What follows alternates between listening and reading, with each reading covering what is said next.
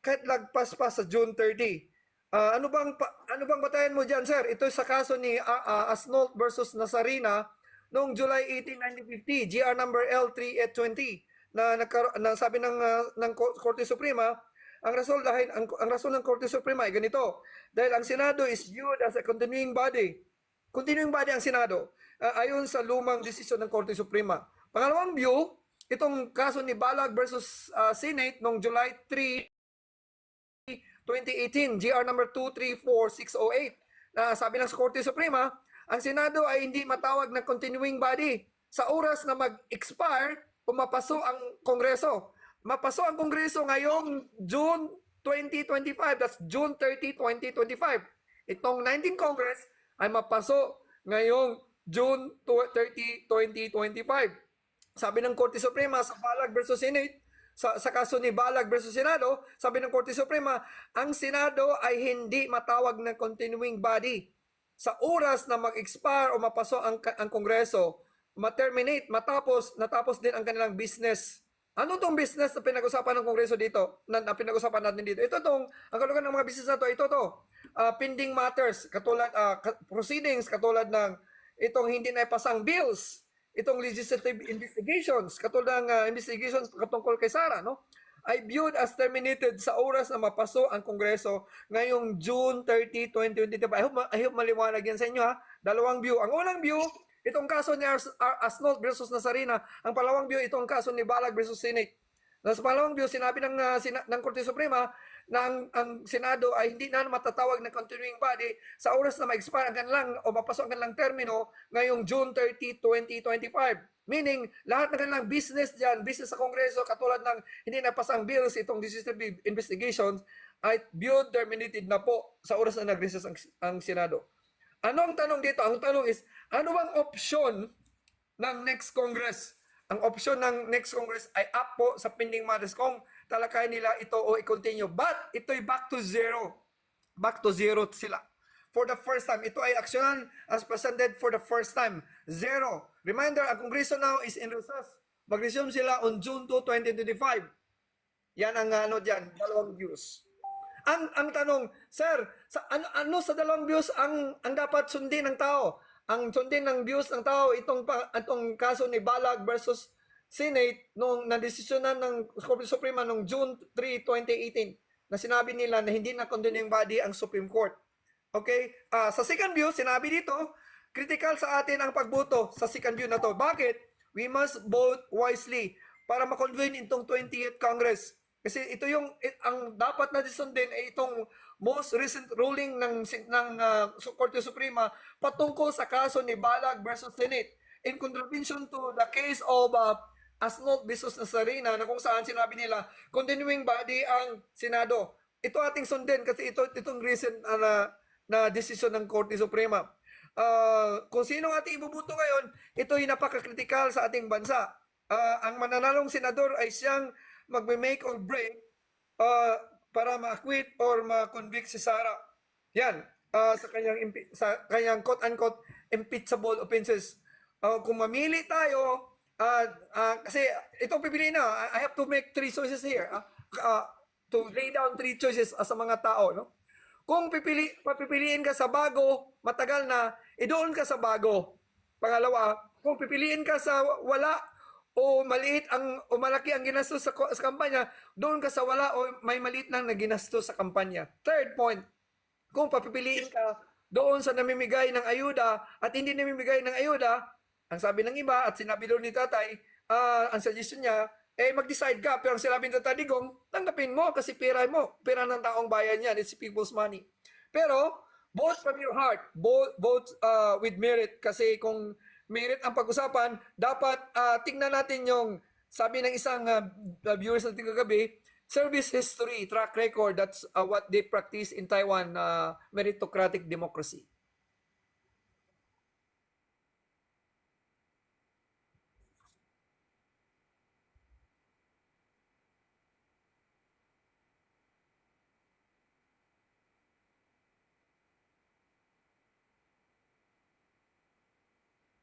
Sinabi ko na, ang first view, hindi natin i-adapt yun kasi itong kaso ni Asnolf Bisosa Sarino, sinabi ng Supreme Court noon, noong 1950, na sinabi nila, ang Senate ay isang tinitingnan nila na bilang continuing body. Ibig sabihin, ayon sa lumang desisyon ng Supreme Court, kung nagkaroon ng impeachment na sa panahon na yon, continue pa rin sa next. Ang Senado ay hindi matawag na continuing body. Matapos na ang 19th Congress ngayong June 30, 2025. Ibig sabihin, lahat ng tinalakay ng nilang impeachment na to, kung mag-start ang kanilang impeachment proceeding this month, ay hindi na matermino na, mag-terminate na ngayong June 30, 2025.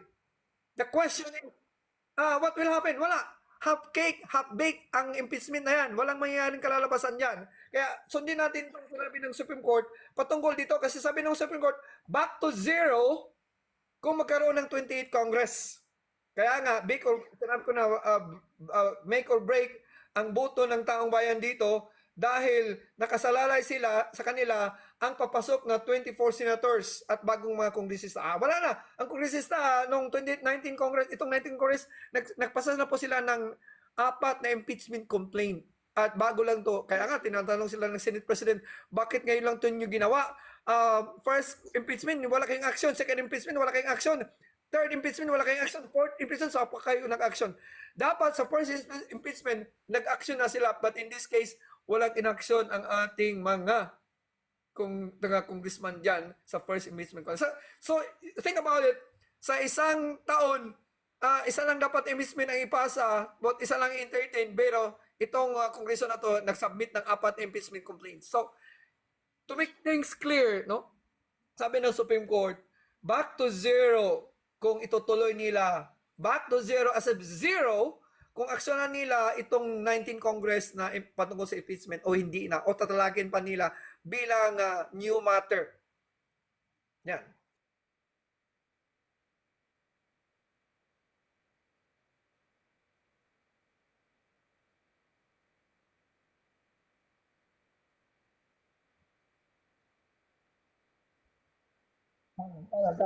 Yes.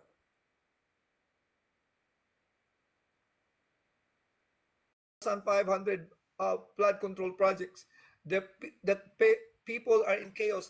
Much more chaos when PhilHealth funds was gone. No? There are a lot of chaos happening in this country, and that involves even GAA, no? the 2025 budget that even reaches the portals of Supreme Court.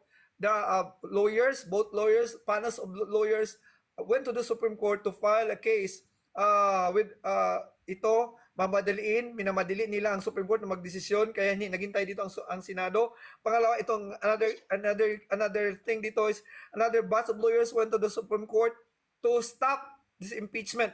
So there is this chaotic situation now. Nag-start naman ito ng isang peace rally. But you cannot have a rally because kahit sabihin mo yan peace rally, you understand na nag-rally kayo because something is wrong. Nobody in this world na nag-rally, pumunta sa street, they will not rally for nothing else. They rally because something is wrong with the system. Something is chaotic. So, the question of, is there chaos? The answer is yes. There's chaos. Sabihin na lang na, nag-peace rally lang kami. Okay, I think you have to be reminded, they went to the street because something is wrong with the system. Something is chaotic. Yan yung sagot ko dyan, sir, sa chaos natin ng ano na to. As to the actors behind the curtain of politics, sa ilalim ng kurtina ng politika, Tagalogin ko to, behind the curtains of politics, sa likod ng kurtina ng politika, there is always actors. Whether these actors are domestic players, okay, ayoko nang sabihin kung sino itong mga domestic players I have in mind, or international actors. These are terms in international relations or world politics. Hindi din tumindihan ng taong bayan. Ano yung pinagsasabi ni Sir Doms? Itong world international actors and domestic actors. These are people who played into the system. These are influential people who have the hands into the system, who have the hands into the Philippine politics. I'm talking about domestic politics. I'm talking about world politics. Okay, sabihin, ano ba yung sinasabi ni Sir? Wala na yan sa aming kaisipan. These are terms na tinuro namin sa loob ng universidad at saka sa mga political science majors at sa mga international relations students major. Itong word na international actors, domestic actors. Sino itong mga tao? Ito, sinabi ko na kanina. These are people who have the hands behind the curtain of politics. Okay? Perhaps Sir Iko has actual knowledge kung sino itong mga key players, mga domestic actors, mga domestic players sa behind the curtain, sa ilalim, sa likod ng kurtina ng politika. Alam naman na natin kung sino itong mga sumuporta sa kurtina ng mga ilang mga politiko. Maraming mga sumuporta dyan. I'm not saying ang mga SM bilang mga owner ng mga billionaires dyan. I'm not saying that. I'm not telling you that. But I'm telling that every political actor sa Pilipinas, sa domestic policies ng Pilipinas, merong tinatawag na mga key players. That even applies to international or world politics, even international relations. Yan po ang aking masabi din, sir, initially. Kasi, as to the question, meron ba tayong foreign policy, independent foreign policy? Well, talakayin natin ang 1997 Constitution bago ko sagutin ang tanong na yan. As to the question, kung meron tayong real domestic policy, and real independent foreign policy.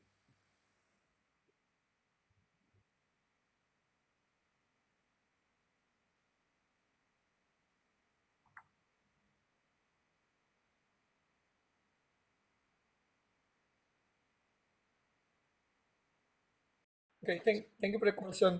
As to the first question, ang answer ko dyan is yes, because these are all political propaganda. And secondly, this is all a military propaganda. Si Dr. Ong ay kilala natin bilang isang prominent na political scientist. He's a doctor of political science. He wrote a lot of books about geopolitics. Pero ang tanong, para maintindihan ng mga nakikinig natin sa atin ngayong araw na to, ano bang kahulugan ng geopolitics? Ang kahulugan ng geopolitics ay ganito. Basahin ko lang sa English, tapos Tagalogin ko the best I can. No? Itong geopolitics is a method of studying foreign policy. Ang keywords dito, method, pamamaraan para pag-aralan ang foreign policy. Dito, maganda itong usapin ang foreign policy.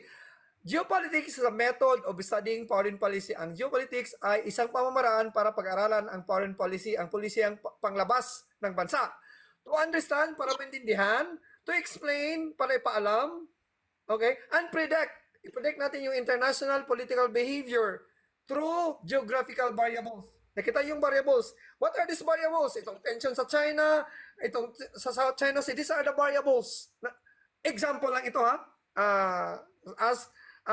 From my own example, from the way I understand things, bilang nagtapos ng international relations, nagtapos ng Juris Doctor. But yan ang aking point dito, no? These are the variables para maintindihan ng mga taong bayan na nakikinig sa tagapakinig ni Sir Hiko. Dr. Ong made mention about the removal of the Typhoon missile. Okay? There was this removal that supposedly take place on September 2024. And there was this move by the government to buy this Typhoon missile as a deterrent. Ano ba ito ibig na deterrent? Para pangsanggala sa threat. Look at China as the biggest threat, no? There is the so-called geopolitical tension na nangyari diyan sa South China Sea. And she even mentioned about Russia na naging deeply concerned sa nangyari diyan sa South China Sea. At even ASEAN, na tayo membro dito, association, ano ba itong ASEAN? Association of Southeast Asian Nations na formerly SEATO, Southeast Asian Treaty Organization, na formerly military alliance ito ng mga countries noon to avert the spread of communism. But eventually, nag-evolve ang pangalan na SEATO into Association of Southeast Asian Nations, naging katulad to ng EEC, European Economic Community. The point is, itong ASEAN na ngayon nagiging deeply concerned, anxiety ang mga countries na to na magkaroon ng possible na arms race because of the conflicting claims diyan sa South China Sea. Ito yung tanong kanina ni Dr. Ong. Meron ba tayong political leverage? Tayo ba'y nakakaangat laban sa ating mga tinuturing na kaaway? Okay? If we going to have armaments, mga gamit panggera. Kasi nakita na, admit it or not, no? Believe me or not, kahit kayo mag-research man, ang China ay naka-explore na sa moon. Ang China ay naka-explore na sa Mars. That alone is considered the biggest military achievement ng China. That alone is a threat to any countries, powerful or not. Kasi they were able to explore Moon and Mars. And that alone, what is their capability to build such thing? How much more sa arms race? So these are the questions na dapat manalamin ng taong bayan. Meaning to say, ang China meron silang used military might, as Dr. Ong said. Meron to say they have more armaments. Meaning to say they have more power to exploit. Okay? To bargain. Itong bargain ni BBM, napaka-lame na bargain. Ayoko nang sabihin na, okay, magagalit itong mga loyalista dito. Lame na bargain, napaka-weak na bargain itong sinabi na, okay, I will remove the Typhoon missile in one condition. Leave South China Sea and leave it to us. Yan. Do you think China will take that stand? No, definitely no. I take side with Dr. Ong when she said that, no? Yan. Look at this. Magiging laughing stock tayo ng buong mundo. Bago ko talakayin itong foreign policy ng Pilipinas, tamang sinabi niya lahat eh. Affected ang livelihood ng Pilipino. Bakit? Tayo namuhay na simply. Balikan natin itong institusyon kasi itong sinabi ni Dr. Ong is related to how Filipino live as a nation, no? Kasi sinabi ng isang political analyst doon sa kanyang interview, merong geopolitical storm. What is this storm? The storm of the threat of war in South China Sea. This is what we call geopolitical storm. Sinabi ko na anong meaning ng geopolitics para maintindihan ng lahat. It is a method studying foreign policy to understand, explain, and predict international political behavior and through geographical variables. Yan. Sinabi ni Sir Eko kanina that there were about 925 billion na bininta dito ng mga yaman. And the other person talking the other side said, itong Taiwan Strait, mayroon talagang gulo ito. This gulo starts from the Japan to the Philippines Sea to this China until Korea, Malacca Strait, no? Malacca Strait to South Korea. And let's go to foreign policy. Since Dr. Ong Smith made mention about Filipino livelihood. Balikan natin to. Let's look at Article 2, Section 7 ng Philippine Constitution. Ating saligang batas sa Article 2, Section 7 ng Philippine Constitution ay sinasabi, the state shall pursue an independent foreign policy. Intindihan natin to kasi connected to lahat sa livelihood, sa bibili ng typhoon ng missile, sa paglagay ng more bases as discussed by Dr. Ong and her counterparts. Basahin ko lang ito Article 2, Section 7. The Philippines, the state shall pursue an independent foreign policy. The question is, do we have an independent foreign policy? Yes or no? Kayo ito sagot niyan. Based on what you see now. And sinabi pa dito ng Article 2, Section 7 ng ating saligang batas. In relations with other states ng ibang bansa, is the Panama Constitution, number 1, national sovereignty. Number 2, territorial integrity. Number 3, national interest. Number 4, right to self-determination. The question is, do you have national interest? Ito mang ginawa ni BBM pertains to national interest? Does it protect the Filipino livelihood? Does it protect the national sovereignty of the Filipino people? No. Because what they are fighting for, what she is contending for, is the area, the portion of the sea beyond the 12 nautical mile zone. Because within the 12 the one nautical mile zone to 12 nautical mile zone, that is exclusively, absolutely within the national sovereignty of the Philippines. Ito, Article 2, Section 7. There are 3 pillars of foreign policy, tatlong haligi. 1, preservation and enhancement of national security. I-preserve, i-enhance ating national security. Regardless of magpatayo na tayo ng maraming military weapons or magpagawa tayo ng sarili natin, rather than buying, why don't we invent our own? That is what part of preservation and enhancement of national security. Number 2, we don't need IDCA. Number 1, back to good one, enhancement and preservation of national security. We don't need IDCA sites. We need to preserve and enhance our own, not inviting IDCA as Dr. Ong propounded in her discussion. Number 2,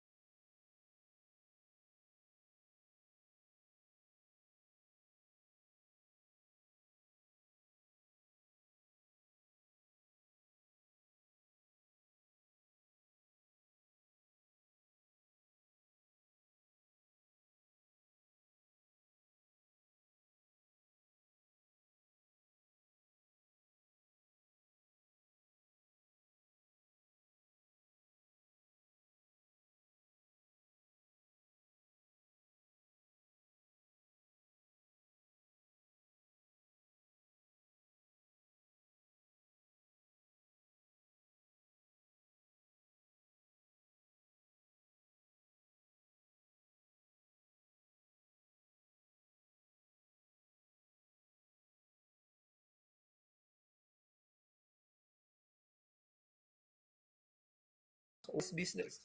War is a theoretical means of the U.S. to threaten its country, to weaken the aggressive of other countries' behavior against the United States. War is business, and it constitutes a big amount of money. Malaking pera ang guguhulin dito. Kaya nga, maraming mga military analysts, Filipino military analysts sa Pilipinas, mga PMAers, mga nag-aaral ng sa military, they are against this move of the United States with regards to how we become so aggressive with regards to how we treat the South China Sea as one of the geopolitical tension in Southeast Asia. Mahirap itong i-categorize ang Amerika ay nagbibinta ng arms. That's correct. Mahal. Maka-afford ba tayo? Sige, let's go back to the question of Dr. Ong. Itong livelihood ng mga Pilipinos affected dito dahil magkakwaro ng gera, naglagay ng maraming idkasites and so on and so forth. So ito, balikan natin to. We are not aggressive type of country. We renounce war. Paulit-ulit ko sabihin yan kasi nakalapag yan sa Constitution eh. Hindi yan inventong istorya. Article 2, Section 2, we renounce war. Why we keep on saying we need to engage war, we need to engage war? In fact, we don't. Kaya nga, ang ating mga Philippine Navy dyan sa karagatan, hindi nakipaghikol dyan sa ginawa ng China. No? Because the Constitution says, we renounce war. The Philippines renounces war as aggressive type of war. Aggressive. Hindi tayo nangunguna. Ang question dito is BBM action allowing US EDCA sites aggressive? Yan ang tanong ko sa inyo. Ibalik ko yung tanong sa inyo. Ang action man ni BBM ngayon, allowing United States EDCA sites to put in the Philippines, along with those Typhoon missiles, aggressive in nature? Kayo ang sasagot yan. Ang ginawa ba ni BBM na aksyon, Tagalogin ko ha, na pinantulutan niya ang mga EDCA sites ng Amerika na ilagay dito, nag-evolve lang ang pangalan nito, former nito Mutual Defense Treaty, hanggang naging Visiting Forces Agreement, hanggang naging BBM, naging EDCA, nag-evolve lang ito mga kabayan. Ito bang ginawa ni BBM ngayon sa kanyang panungkulan? Ina-allow niya, pinahintulutan niya ang US EDCA sites na mga tira sa Pilipinas, mga 17 around, roughly 17 EDCA sites sa Pilipinas. Ito ba'y aggressive? Kasi ito ba'y labag sa saligang batas? Oo! Dahil Article 2, Section 2 says, the Philippines renounces war. What BBM did is aggression by itself. Ako na sumagot sa tanong ko eh.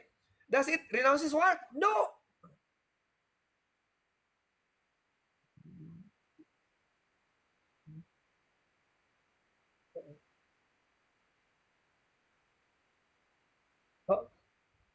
Yan yung tanong eh. I'll go back. That's my stand. You answered that question.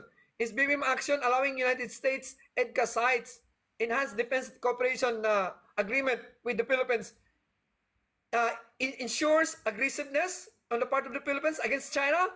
Does it constitute aggression? Itong pag-allow ni BBM ng maglagay ng maraming EDCA sites, does it constitute aggression against its enemy? Okay, does it heightens aggression? Second, does it renounces war?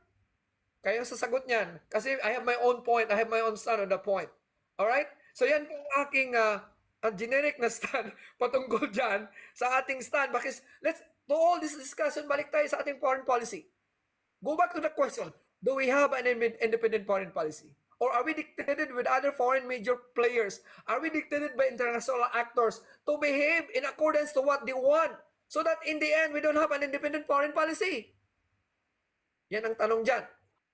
Yan ang tanong dyan eh. Do we have an independent policy? Kayong sasagot niyan.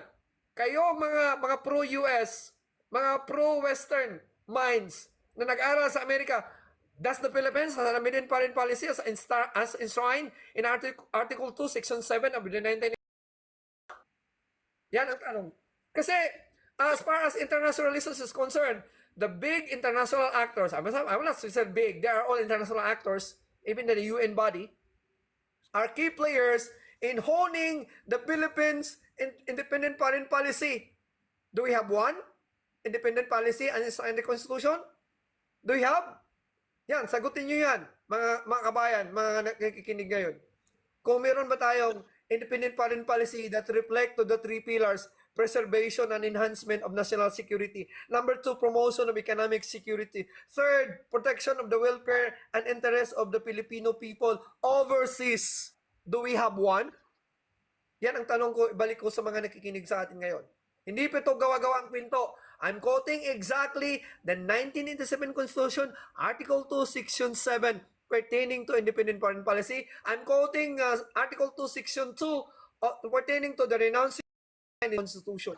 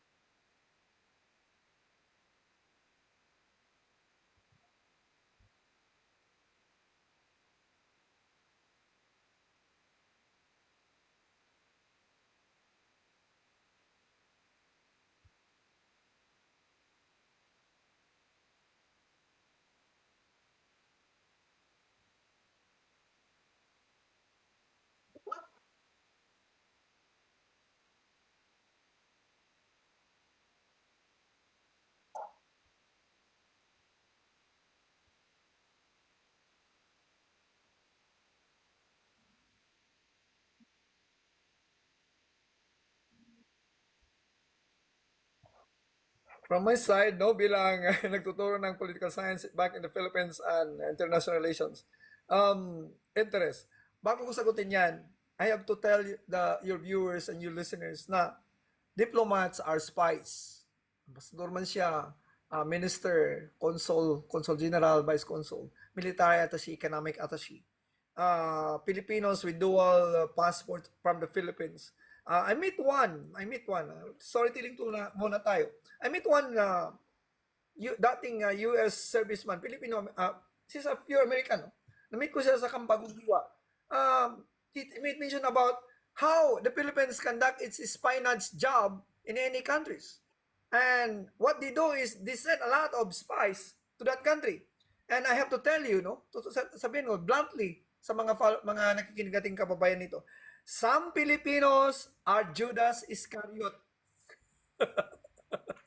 Okay. Maraming mga Judas Iscariot ng Pilipinas na sila ring nagtatraidor para sirayan ang ating bansa. And why I'm telling this? Because some are, sinasabi na ni Sir Eko kanina, there are some Filipinos who have two faces. They are doing a spineless job in behalf of U.S. interests. Again, they are doing a spineless job in behalf of U.S. interests. Balikan ko yan, ha? Let's go back to PRRD. Ano ang foreign policy ni PRRD when he sit as the president? The policy of PRRD is this. He will not take side with U.S. He will do his own independent policy, foreign policy. PRRD said, my policy is this. Very simple. I am a friends to all, enemies to none. America, we are not enemies, we are friends. But do not dictate the way I run my country in accordance to my own foreign policy, because the chief executive of the country is the architect of foreign policy. there's a contradiction between the foreign policy of PRD to that of the foreign policy of BBM. Here, BBM have this aggressive stand towards the South China Sea, towards the EEZ.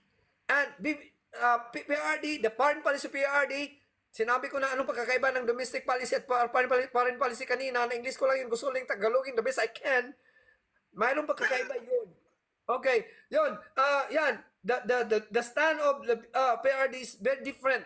That's why he was so disgusted when he about to ask weaponry to ask United States na pwede ba silang bintahan ng weapons ang Pilipinas. Pero United States a lot of excuses, a lot of detour in selling arms to the Philippines. Advanced weaponry, hindi nangyari yon.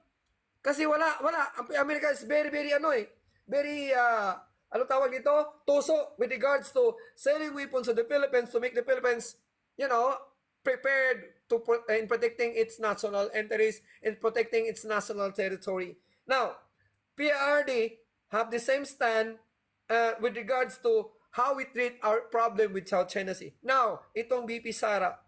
The BP Sara and the PRD's rule is crucial to how they run the country. Bakit? Kasi nang makita ito ng Amerika noon na the PRD doesn't stand fully and doesn't rely on United States capability to protect its national interests, nagagalit ang United States from there, no? At eventually, there are key players that, somehow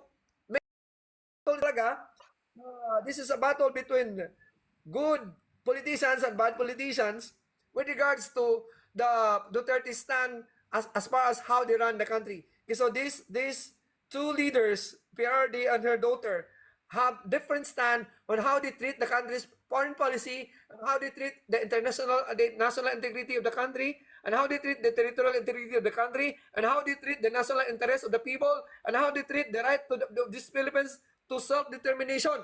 Yet, ibang kanilang treatment in contravention, contrary to the BBM stand on national sovereignty, contrary to BBM stand on territorial integrity, contrary to BBM stand on national interest, contrary to BBM stand on right to self-determination. Magkaiba sila ng stand. Nakita nyo naman, this BBM was so naive to, sending more arms and telling to the whole world, na we will stand by all, not a square inch makukuha sa atin. BBM is missing the point about what is EEZ all about. And where is our national sovereignty? Where is our national territory? Is it beyond the 12 nautical mile zone? Tingnan nyo yan on the annals of our territorial integrity. Tingnan nyo yan sa ating sovereignty. Under the coastal states ng UNCLOS, United Nations Convention of the Law of the Seas. Ano ba ang 12 nautical mile zone? Kanino ba? Sino may may-ari dyan? Sino bang may absolute control dyan? From 1 nautical mile zone, that is 1.586 kilometers roughly. Sino absolute control dyan? Beyond 12 nautical mile zone, what is that? Sino may control dyan? Yan ang tinatawag na, magkaroon ng tinatawag na EEZ. It should be shared by all countries who have the same claim on that particular portion of the sea. Yan ang aking stand dyan, sir. Thank you.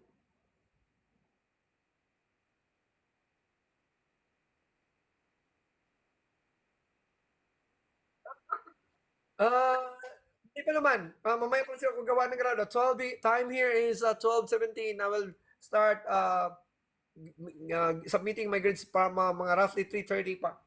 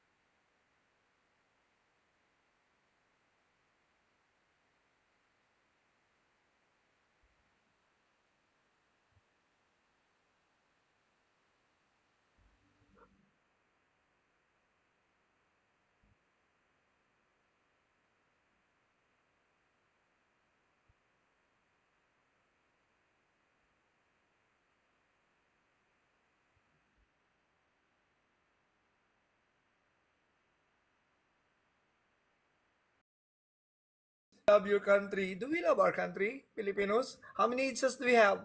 We have IDSA 1, IDSA 2. Are we leading to IDSA 3? Hindi pa tayo are we not tired of doing this over and over again from the first to this 17th Republic? Hindi pa tayo napapagod sa ating ginagawa? Sinasabi natin na we are resilient Filipinos. Ayaw kong gamitin ang resilient. Naging resilient naman tayo sa panahon ng typhoon, sa panahon ng earthquake, sa panahon ng natural calamities. Wait, nakakasira itong, sorry, do we love our country? We prolong. Is corruption part of being Filipino resilience? Is killing part of Filipino resilience? Is drug addiction part of Filipino resilience? We see drugs there. We see corruption. We see people, kidnapping and so on and so forth. Name it. Nandun na lahat. Is this part of being a Filipino resilient? Pati ba natin ang pagka-resilient ito? Tinutulit natin?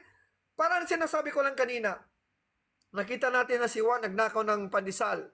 Nakita natin siyang ang pandesal ninakaw niya. Pero hinayaan natin siyang malunok ang pandesal at mapunta na sa inodoro. Yan. This is a type of, I'm talking about procedural thing. Na hinayaan natin, pinatagal natin ang paglilitis. This is a question, a challenge to all. If you love your country, march peacefully. Do we have one? Do we march? Are we tired? Okay, are we ready? Ulit-ulit na lang tayo ng ganito. Kailan ba tayo mag-mature? Okay? We prolong. Resilient nga ito. Nangsasabi, hayaan nating mawala ang PhilHealth, ma-empty ng PhilHealth. Hayaan nating mawala ang support. Name it.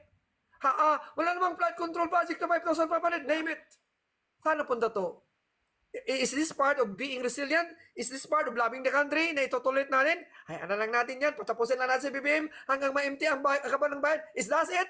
Is that part of being resilient Filipinos? No! Absolutely no! Hindi yan ugali ng Pilipino na itolerate natin ang crime. We will say, praise to drugs, praise to, hallelujah to crime, hallelujah to killing, hallelujah to bangaging ang ulap, hallelujah to the use of drugs, hallelujah to killing and sold, hallelujah to corruption. Is that it? Hallelujah to contempt of Congress, of the bloggers in Congress. Is that hallelujah to you? Or we're just fond of looking at them? Kasi ginawa natin political circus yan. Kakatatawanan. Gusto mo natin tayong ibang libangan dahil wala tayong makita ng trabaho. Yan. Yan ang realidad, sa tatawag ni Dr. Ong. If you love your country, do we really love our country? Why? If we love our country, why we prolong corruption? Why we prolong PhilHealth na mawala? Tinitingnan lang natin, nawala na. Hindi tayo wala tayong action. Tapos sabihin, mag-march, mag-peace rally tayo. Peace rally in itself is an action that tells to the government, something is wrong with you. You need to reform. Something is wrong. We don't like it. But yan, may nangyari ba? Action to change this country. Do we love the country? No, we don't love because we tolerate so much crime. Do we love this country? No, we don't love this country because we tolerate so much drug addiction in this country. Yan po ang realidad yan. Marching to peacefully, yes, we can do it. But the question, how long? To when? Ilang IDSA pang gagamitin natin para maging mature ang Pilipino? Sabi pa ng isang Doctor of Geology from United States, from New York, nakasama ko dito, kailan ba nagiging spiritually aware ang mga tao? Kailan pa? I'm not talking about religion because this is a contrast between religion and spirituality. You can be religious but not spiritual. You can be spiritual but not religious. But in the Philippines, we have much of it, religiosity, that leads to what? Heresies. Leads to fight, leads to division. That's the reality in the Philippines. We use religion as a means to cover ourselves. Totoo yan. Yan yung totoo dyan. We must be a Filipinos awakened soul. Tawag ko dyan, biblical na awakening. Spiritual, not so biblical. Spiritual awakening ang tawag ko dyan eh. Whether ano bang relihiyon mong in-embrace ngayon, I'm calling all Filipinos to have spiritual awakening with regards to crime, with regards to corruption, with regards to drug addiction. You cannot say, a spiritual person, you cannot say, praise, hallelujah to corruption, hallelujah to drugs, hallelujah to killing. No, you cannot do that. Yan po aking stand yan, sir. happened then. Nakikita ko yun. I was there. 1970 hanggang umalis siya ng 1986, high school na ako doon. Nagsali na ng mga rally-rally. Nakita ko yun. And this son, it's much worse than his father. You cannot, they are both family members, ama at anak, but magkaiba ka lang ugali, magkaiba ka lang behavior. The father was a lawyer, but then he ruled the country for 20 years. 20 years, iyon lang nagawa niya. 20 years, iyon lang naging ipanghambog niya, ipagmalaki niya ang Philippine Health Center, name it, PGH, yun lang ba? For 20 years?